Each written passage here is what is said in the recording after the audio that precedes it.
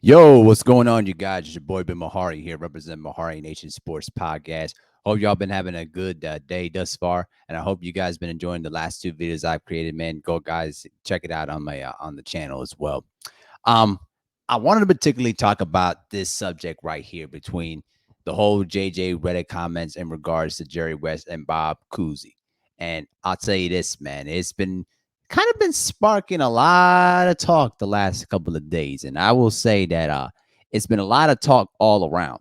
Now, where this originated from was is that JJ Redick was on First Take, of course, and he was basically, doing his debating, of course. And he pretty much out of frustration when he was going at Chris Russo, he pretty much said that that NBA basketball players back in the 50s and the 60s were basically firemen and plumbers. And when he pretty much said those comments, it drew a wave of different types of criticism all over the board.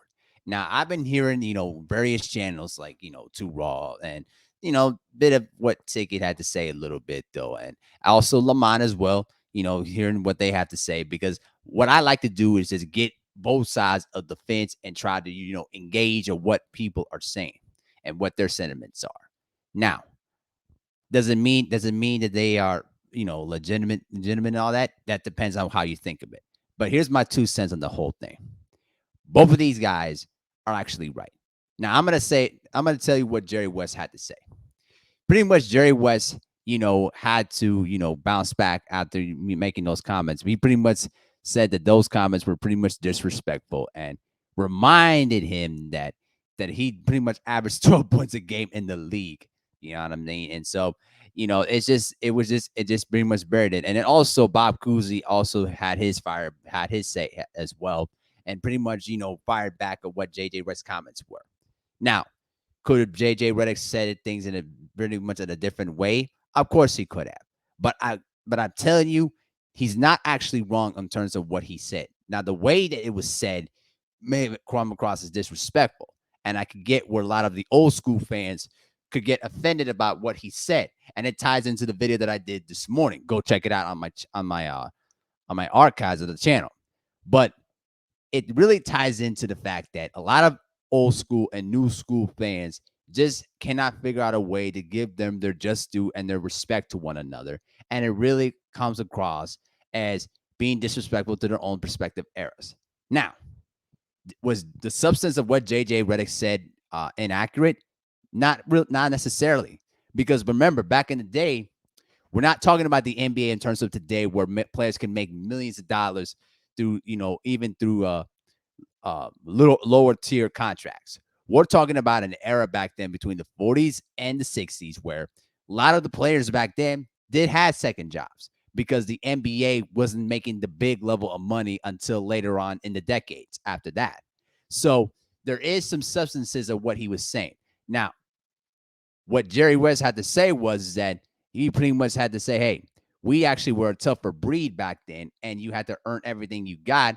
And a lot of the athletes that he competed against back then were actually really good athletes. For example, Bill Russell, he was pretty much an Olympic gold medalist in the track and field era. All right, he was pretty much a track and field star when he was in high school and in college. So it's not entirely true to say the least. And also, Wilt Chamberlain also did track and field as well. So we already mentioned the two great athletes at that time. We also talked about Oscar Robertson, who was a great athlete, Elgin Baylor, Jerry Lucas, all right, Dolph Schayes, who was one of the most durable basketball players of his generation, all right. So they're not. The thing that I have a problem with them is that the way that the comments were being dished out, it kind of came across as not genuine at all. Now, I don't think JJ was trying to act disrespectful at all. I think it came across as, just going through the motions of debating. And sometimes when you debate against somebody for a long period of time, you sometimes get frustrated and you say outlandish things. I've heard this all the time. But here's what I tell people. Listen to what the people have to say first and stop going to the emotional train. When you go to the emotional train, you lose the substance and the credibility to your argument, and it makes you look weak and it makes you look dumb. Now, keep this in mind. Athletes back then were pretty much not the same athletes that we see today. A lot of them had to work second jobs, like I said before, because the NBA wasn't making that kind of money that you see today. Plus, you were only getting paid during the season. You weren't getting paid during the off season. You weren't getting paid, you know, during training camp or anything like that. And things were different back then. The NBA didn't have many sponsors to work with back then until the 70s. All right. And even during the 70s, the sponsorship was pretty much low because the ABA was pretty much beating the NBA's brains in terms of the game flow, the high scoring, the athletes that the ABA had. This was all before the merger back in before 1977. So I think that what JJ Redick was pretty much misrepresented the fact that there were a lot of great athletes and a lot of different players that really much were could play. Some of them could play in even in today's NBA. Not all of them. I said some of them. All right. Now, the thing with Jerry West, really took offense to the fact is that the plumbers and the firemen comment. That's where, he took issue with that because people tend to forget Jerry West is the logo of the NBA, as you see on the top right hand corner of your screen here. Jerry West, if you look at his legacy in terms of great scores in NBA history, this man is one of the greatest scorers in NBA history. And more importantly to that, this man could put up buckets like nobody's business. And there was no 3-point line back then. Think about it. His height throughout his entire career, he averaged 27 points per game, shot 81% from the free throw line, and shot 47% from the field. And you think about all those finals appearances that he made during the 60s and the early 70s. Okay? This man pretty much was making the finals in so many years and fell short against the Celtics. And keep in mind, he is still the only player in NBA history to win the finals MVP on the losing side when they introduced the finals MVP award in 1969. And that was the last of the Wilt Chamberlain and Bill Russell rivalry. All right. So what we're missing in this whole situation is that this is again another case of, players and, analysts from various television shows pretty much bumping heads on one another in terms of how things were in the NBA back then, how things were different in sports. Remember, there was no free agency back then. Back then, when your contract was up with a specific team, you were pretty much done. But remember, without the contributions of Oscar Robertson and Jerry West, who had to fight through Supreme Court to be granted free agency access, where they can pretty much negotiate their own contract and be able to negotiate the amount of money that they think that they can deserve. Without them, free agency wouldn't exist what we see today. People like LeBron James, Kevin Durant can make millions and millions of dollars now through free agency now, through player option deals. Back then, it wasn't the case. The owners pretty much owned your rights, owned your money, and pretty much can dictate how much money you make per year.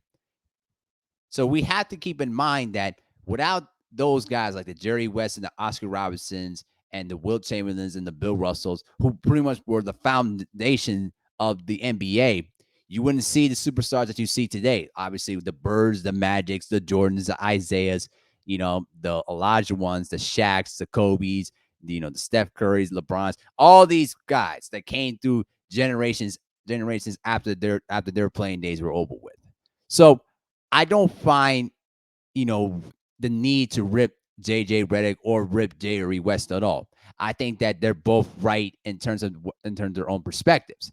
I think JJ Redick should have been better in terms of what his argument was entailing. If he would have said, well, the players back then were pretty much different than today's NBA athletes, then it would have been much more of an understandable, point of view, because obviously today's athletes are far different than what they were back then.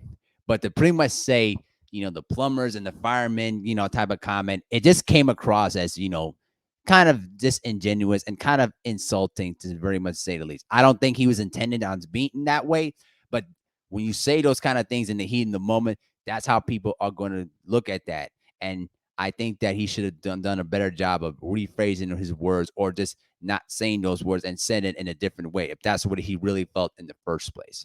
But, hey, I don't mind JJ Redick, and sometimes when I hear him talk, he has really good analysis on this. Sometimes when he has a chance to talk in these debate shows, he actually is much more present to listen to a bit than Kendrick Perkins is, which Kendrick Perkins is become much more obnoxious and ridiculous. Now, I'm gonna say it like this: if anybody takes a lot of these analysts and take anything they say seriously to heart, something is wrong with you. What a lot of these analysts like to do is they like to make hot takes to try to draw controversy, to try to draw, various discussions all over social media. And that's what they like to try, and that's what they try to do. That's how networks try to create ratings for themselves. All right.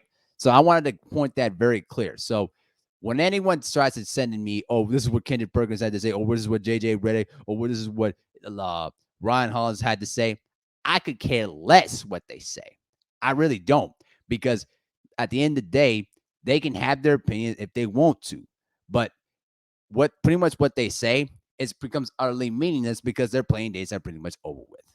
So it is what it is. But I think it's interesting how people have been, taking different sides of this whole thing. And, it just comes back to the video that I did this morning, which pretty much entices to, again, the more of the same old, backyard rumblings between the old school basketball generation and the new school basketball generation. So that's how I kind of picture it. But that's just my opinion on the matter. You guys let me know what you think in the comment section below. And with that, I'm out. Peace.